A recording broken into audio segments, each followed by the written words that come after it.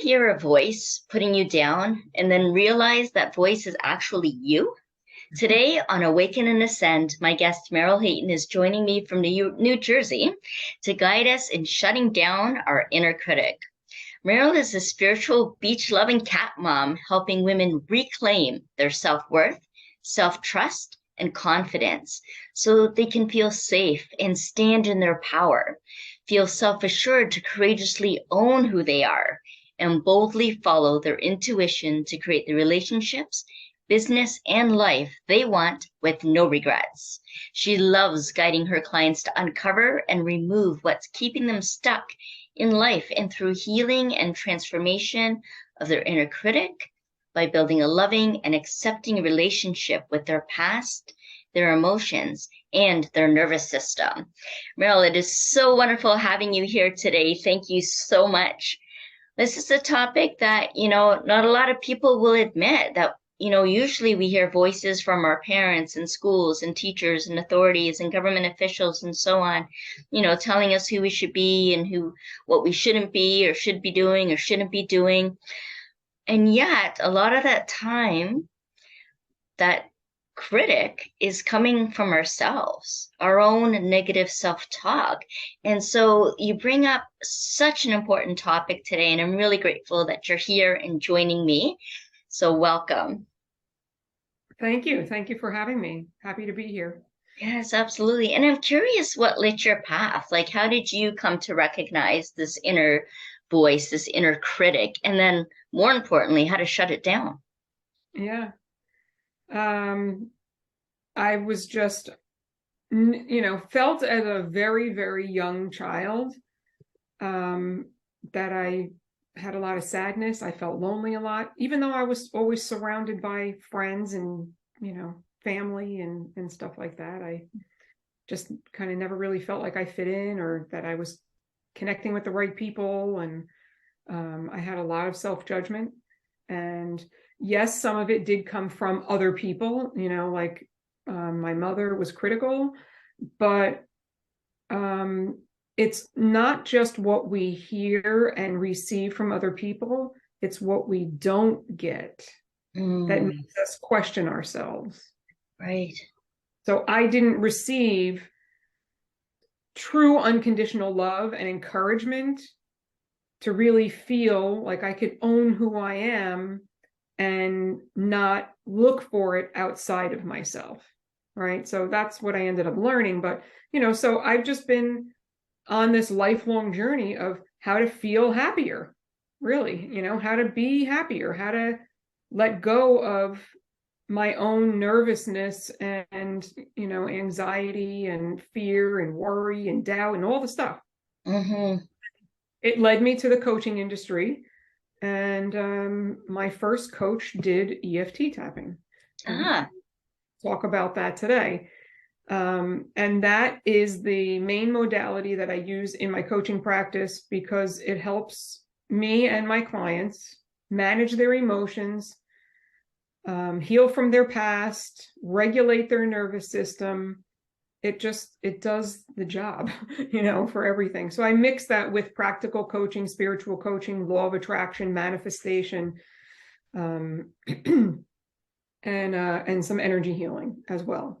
Wow, that's amazing. That's an amazing journey and such an important path for us to be taking. If we want to be living in an empowered way, if we want to be living in a way that's more fulfilling and that creates deeper life satisfaction. In EFT, for those who may not recognize emotional freedom technique or tapping, meridian tapping is one way that we can access what? Meryl, what do you find that people are able to then access when they're experiencing EFT? So most clients who come to me suffer from anxiety, right? So we want to meet ourselves exactly where we are at. So I'm feeling anxious, right, is where we would start. And well, what's that like for you? Oh, well, that, I have this tightness in my chest. Oh, you have this tightness in your chest. Okay. So we would work with their words and their truth and exactly how they're feeling. And as we tap, it starts to just clear out of the system, right? And then their wisdom really has the guidance, like the divine downloads of the guidance of where we need to go next are actually able to come in because we've cleared the clutter, some of the emotional clutter out of the way. So I'm here as their guide, as your detective, right? Asking the right questions, telling you how to tap. We're doing it together. And,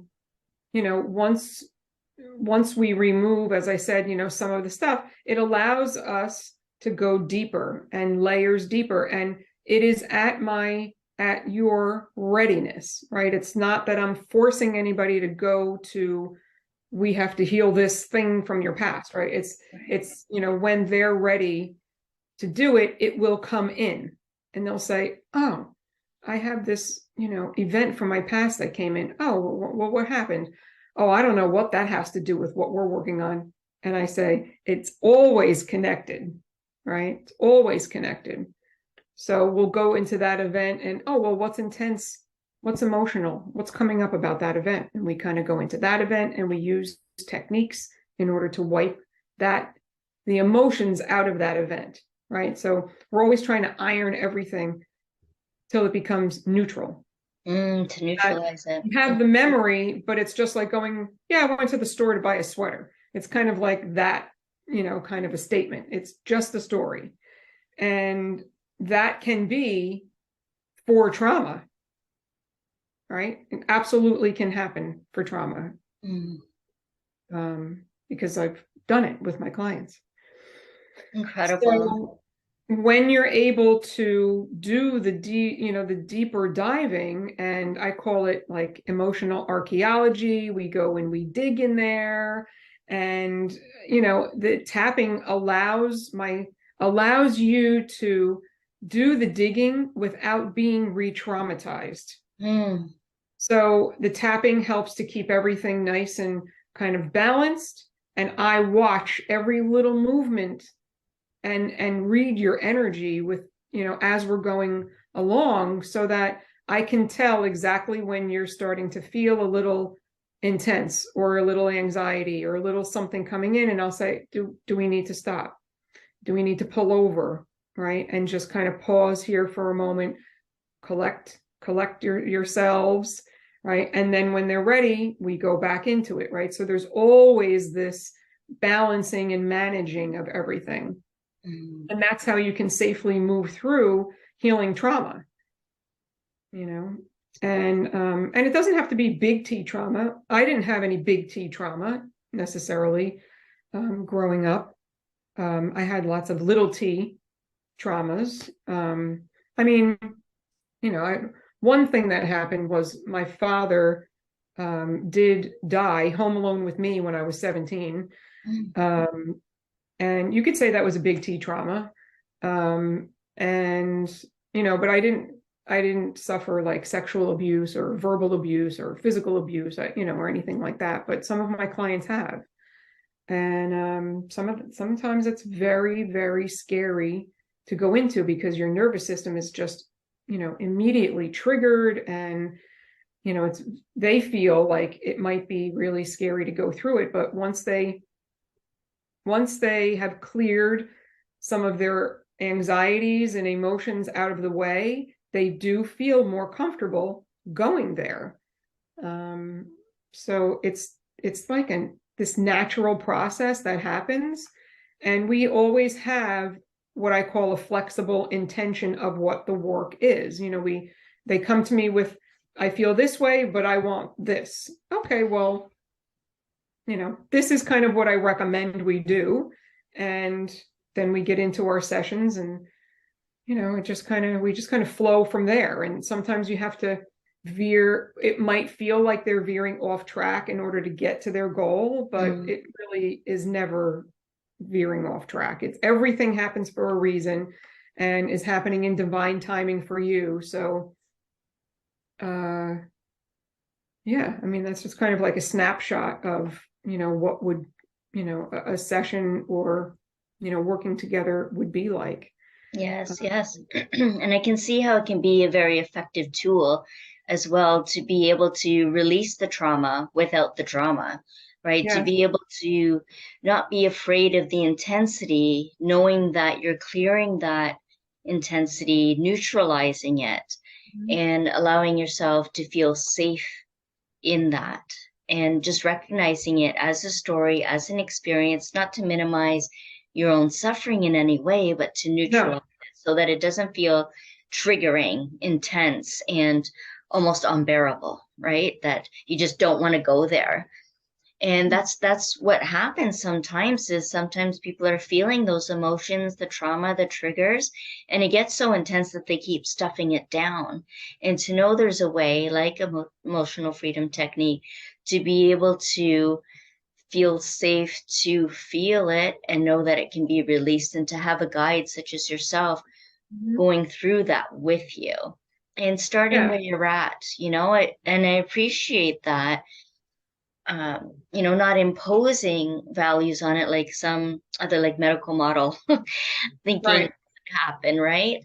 That Yeah. you're allowed to feel what you're feeling and start where you are and only go as far as you're wanting to go in that moment, and being able to And experience what can happen. Mhm. right, right. And it's also learning to love and accept yourself with everything that you have, every feeling, Yes. every emotion, every part of you, who you are, because everything we do is, I'm feeling this and I'm accepting. I mean, maybe you don't start with accepting it. Maybe it's just, this is just how it is right now, right? But those little, um, those little baby steps eventually help you to really learn to fully love yourself. Yeah, and If you cultivate have if you have self-compassion. 40 or 50 years of not loving yourself, it's not Mm, going to take a couple of sessions, to wipe that out. right, But right. it's and it's done at your pace, right? Like I said. Um, so yeah, it's really a beautiful process. Yes. And how often would you think that people would need to practice this for it to become a habit, for them to be able to come to that place of love and acceptance, and really to keep cultivating that self-compassion rather than continuously giving voice to that inner critic? Right. Well, everyone's on their own journey. Hmm. I'm still learning. I'm still on my own journey. And healing happens in layers. So just when you think, I've healed that thing, right? There's another layer that's going to come up at some point. The difference is, I welcome the layer. I welcome the trigger. Yep, I see that. That's coming up again. Oh, okay. Thank you for that. I'm grateful for those things to come up now, because it's helping me to ascend, Hmm. right? It's helping me to just be a better version of me, Yes, and be a better version of you. just keep learning. But there's just a more of a curiosity and wonderment about it now, instead of in the past it was, I'm not enough, I'm wrong, I'm doing it wrong, everything's negative, the Hmm. negative Nelly, kind of thing. That's how I used to be, right? Things just don't work out for me or whatever, that negative, that I don't have that loop anymore. Oh, no, you can transform that. And so, are you able to So take us through a little practice? yeah, so I just want to say, Hmm. I didn't really answer your question. So Oh, everyone, who comes to me has a different goal, and they have a different starting point. They have different knowledge, right? Some people have done a lot of work. They're going to move very quickly. Some hmm. people have done no work and they're just open to this kind of work. And they might take 6 months, to get to where they are. Maybe Right. longer, maybe a year, right? But a year in your life, when you've had 50 years of negativity, really, it's not a big deal, right? And I usually work with people, if it's not severe trauma, I'd work with somebody more often, but typically it's every other week, 90-minute sessions. We do as much as we can in the 90 minutes, and then in between you get what I call self-care homework. Mm. Scientific studies say it takes at least 8 weeks to create new neural pathways in your brain. So I say that we should work together for at least that amount of time, or you need to be working on the tapping on a daily basis. Maybe it's 10 minutes, in the morning or before you go to bed, or you're just integrating it into your lifestyle in little bits and pieces. And it can start off very small. And then you can get into learning really how to do it for all of your issues, so that you have the tools and you feel in control of your life, and you don't need somebody like me anymore, right? That's my hope, right? Yes. Is that you learn how to manage your emotions, regulate your nervous system, and just, feel in control. And maybe you might need a little bit of maintenance, here and there. And we do that too, So what is EFT, right? I'll just talk a little bit more about, you said emotional freedom techniques. There's many techniques, and it is an evidence-based, proven, holistic healing method. And it's designed to dismantle and disrupt your emotional attachment to whatever's going on in your world. Your physical attachment to it, right? The physical sensations that go along with the emotions and the thoughts. And it's really helping you connect your mind and body together, your brain and your heart together. Because a lot of people who come to me are head focused. They've done a lot of the head focused work, reading, speaking to a therapist, listening, and maybe watching. But it's not connecting to the body where all of the stuff is stored. And that's what we do, is we bridge that gap together, and then incredible healing happens. And it's absolutely can be permanent healing, depending on how much work you do and where you are in your journey. It's like there's no going back kind of thing. Yes. You reach a point of no return. Yeah, exactly. And it sounds like all it really takes is a willingness to step into this, to be open to it, and to release from any attachment to outcome or how long it's going to take or what you need to do, and just let go of all of that and just allow the process to take its course, to trust the healing process, to take care of you and your thoughts and your nervous system and those emotions. Yeah, exactly. And what a lot of people are used to with traditional therapy is just talking about every little detail. And what we do is work on one thing at a time. Even though we might go through starting one place, going to an event, maybe it brings up another event, it's still on the same subject though. And, we're not talking about 5 different things that are going on in your world. We're focusing on one thing, and we're constantly testing back to your goal and how you're feeling, so that we're always on the same track and not falling off and, working on different things, because then you're never really going to heal and move forward. So choosing one thing to start with. Yeah, well, and it's, I'm constantly, people who are used to that therapy world and all of the talking and, spitting everything, every detail out, I have to kind of put my hands up and kind of, okay, let's pause for a minute. I hear this one thing is bothering you. Let's just work on that one thing. Right. And then we kind of go through, and eventually everything, does come out. We eventually get to everything, but, you have to start somewhere. And that, this work helps. What I do is help people to get laser focused on exactly the most intense thing and what is going on in the details. And that's what helps to shift things fast. Amazing. So is there a little bit of a demonstration or a process you can either talk us through or take us through about shutting down the inner critic, for example? Yeah, exactly. So I'm going to go through the points quickly here and just tell you that this is the basic recipe, right? So I'm just on the side of my hand right here, right on the side of my hand, in between the pinky and the wrist bone. And I'm just gently tapping.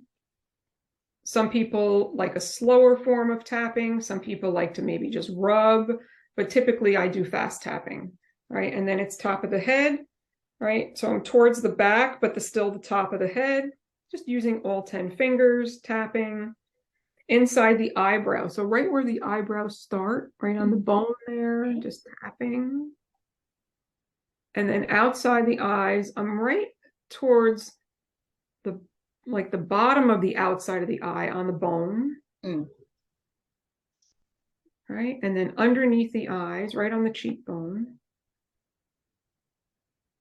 And then under the nose, on the chin, under the collarbone. So typically it's about right here. You can also do like a gentle fist right in the middle here. Some people do. And then under the arm, under the armpit, it's about 4 inches down from the armpit. So it's where your breastbone meets your rib cage right there. You can do both if you want, this way, or tap it this way, or both this way. Okay.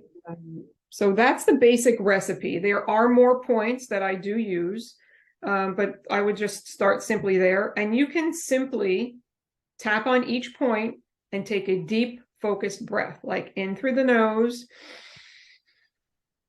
Maybe there's a little pause and a real, forced exhale. And that will help to shift whatever is going on very quickly, bring you into a grounded, present, calm, relaxed feeling, because the tapping is actually tapping right into your parasympathetic nervous system. So it brings in immediate calming, to whatever is going on. So you can take a break throughout your day. You could do this in the morning. You could take a break at lunch. You can excuse yourself from your kids and go in the bathroom or the closet, shut the door, right? Before you go to bed. Like when I get into bed, sometimes I'm just a little, my energy is like a little heightened. And I want to, feel a little relaxed. So I just might do a couple of rounds of tapping and breathing. Immediately, it just brings me right into, just like more relaxation. So very simply, anytime, anywhere, right? You can simply do that. If you're driving somewhere, you can tap the side of your hand on the side of your steering wheel. You can pick one point and just do one point and tap and breathe as you're driving. You're late, you're stuck in traffic. Like there's just a million ways that you can use this throughout your day to as a prophylactic, right? So that you're not nervous going into an appointment or you're speaking or whatever. You can help regulate that. And then you can do it for after difficult conversations. You heard bad news, you're upset about something, somebody triggered you, right? And you can use it that way. So I'll go through just some words right now that we'll do about, I just don't feel like I have as much confidence as I'd like. And we can just start with that, right? Okay. So tapping on the side of your hand, you want to create what's called the setup statement and acceptance phrase. And we say it 3 times to set it into our subconscious so our body knows exactly what we're working on. And then we'll just go through the points and I'll guide you. Thank you. So could you repeat for me? Right? So you want to say out loud, right? And you'll repeat if you're watching. Even though I feel like I have a lack of confidence. Even though I feel like I have a lack of confidence. Right? And say it's at a 7. Just throw it out there. And it just feels like a 7. And it just feels like a 7. I'm just choosing to honor how I feel right now. I'm just choosing to honor how I feel right now. And even though I feel like I have a lack of confidence. And even though I feel like I have a lack of confidence. And it's really keeping me from being able to stand up and, say what I want in my relationships. And it's really keeping me from saying what I want to say in my relationships. And I'm just choosing to acknowledge I feel this way. And I'm just choosing to acknowledge that I feel this way. And even though I feel I lack confidence. And even though I feel like I lack confidence. I'm choosing to be open to the possibility. I'm choosing to be open to the possibility. Of practicing feeling more confident. Of practicing and feeling more confident. Top of the head. Lack of confidence. Lack of confidence. Inner eye. I just lack confidence. I just lack confidence. Outside the eye. Just lack this confidence. I just lack this confidence. Under the eye. Lack of confidence. A lack of confidence. Under the nose. I lack confidence. I lack confidence. On the chin. Lack confidence. Lack confidence. Under the collarbone. Yep, I just lack confidence. Yep, I just lack confidence. And under the arm. Lack confidence. Lack confidence. All right. Then I would ask you to relax. Take a cleansing breath in through your nose and blow it out. And let that settle in. Then we would go through, how did that make you feel? What was that like? Right? Felt, yeah, a little bit of restless and settling at the same time for me. Mm-hmm. Okay. So where did you feel restless? Kind of like in my solar plexus area. Okay. Shoulders, yeah. And your shoulders? Mm-hmm. Okay. So then a second round, we don't have to go back to this setup statement, but the second round, we're not going to do it, but I'm just going to guide you, would be lack of confidence in my shoulder, this lack of confidence in my solar plexus. My solar plexus feels a lack of confidence. My shoulders feel a lack of confidence. And you play on the words. So if this lack of confidence in your solar plexus had a color, what would it be? If it had a size, what would it be? If it had internal weather, what would that be? And then all those answers, oh, this stormy lack of confidence in my solar plexus, right? I'm just making this up. Mm-hmm. Lightning in my shoulders, right?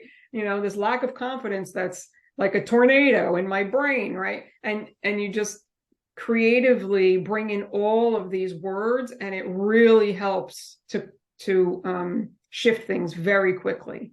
Huh. And you just keep going through the rounds. I keep checking in with the numbers and how you're doing. And sometimes the numbers don't work for people. We use traffic light colors, red, yellow, green instead. And, you know, to feel swirling in your head or energy moving or shifting is very common. To feel a little lightheaded is very common. To feel tingling on the tapping points or in your fingers is all very common. It all will shift. And whenever you are doing any kind of energy work, you want to stay hydrated and take care of yourself and, you know, get rest. And so, you know, that's kind of what a typical, you know, few rounds would be. And anyone who's watching, you know, you can play with that. And I would just say, when you check in with yourself, if this is something that you're struggling with, maybe it's, I don't feel worthy, or I don't matter, or, you know, you want to use your words, but you can start with this, even though it's general, it might not be your words. And you'll know if it's not shifting very fast down lower. You'll know you're not on the exact right words for you. So you can, you know, do some digging on your own and figure that out. But if your number is above a 7, or if you're really in like the red light, you want to do tapping and breathing only to get your number to 7 or lower, and then add words to it, because you don't want to increase your intensity. The whole reason of using this is to decrease your intensity. Right, right. And I wonder if people might think, you know, well, I don't want to say like I lack confidence, because then I'm affirming that and it feels like you're bringing it into your body. But really what you're saying is that we're feeling into that intensity and neutralizing it. Exactly. Right? You have to be with your emotions in order to move them and transmute them. Right. You can't just say, I want to be happy. I'm happy. I'm happy. That doesn't work. No. I'm confident. I'm confident. I'm confident. That doesn't work. Right. You know, and there's a lot of what I see out there, you know, on YouTube that does, you know, I lack confidence. Oh, but I'm, you know, but I'm going to try to be confident. And, you know, and they kind of talk you through this very quickly, maybe in a few rounds of, you know, being this person that you're not yet. And that's only putting a temporary Band-Aid on things. Right. And could be self-defeating too, because then you're not really loving and accepting yourself as someone who might be feeling like they're lacking confidence, right? Yeah. Amazing. And so how would people get in touch with you to be able to connect and actually go through a session or to learn more about them? Yeah. I do have a Facebook group, a free Facebook group, empowering community for women, where there's lots of free content in there. And then I have a website, merylhayton.com. Everything is under my name. I have blogs and videos, vlogs, and, do inspiring newsletters and everything. So there's a lot out there. I have a YouTube channel and everything. So Amazing. So you have it, you have it spread out. It's all available. You're available. Yep. And yes, people can just soak it up to read about it, learn about it, listen about it, or to actually connect. And we'll have those links in the show notes for people to book sessions, to book a consult, to find out more, to get in touch with those blogs and the YouTube channel and so on, and the Facebook group. And I wonder if there's any other words of wisdom that you want to share today for the audience. I mean, something that I always come back to is life is really happening for you and not to you. Right. And when you're in the to you mode, you're feeling like a victim. You're feeling like it's never going to happen for me, or, and it's hard for you to take responsibility for where you're at. But I want you to know that everything is happening for you. Everything. Amazing. So every difficult situation that you think you're in is all here for a reason. It's all for a reason. Yes, indeed. Thank you so much, Meryl. It's been such a wonderful pleasant surprise to have you here today. I'm so grateful. Thank you. My pleasure. Thank you. Thank you. And I'm Jennifer Regular, the Soul Illuminator at Lighting the Path, and also host of this show. And I invite you to join us every week on Awaken and Ascend. You can hit the subscribe so you know what's coming up next. And know that I appreciate you, each and every one of you that have been listening and watching today. Thanks for being here. We'll see you again next time.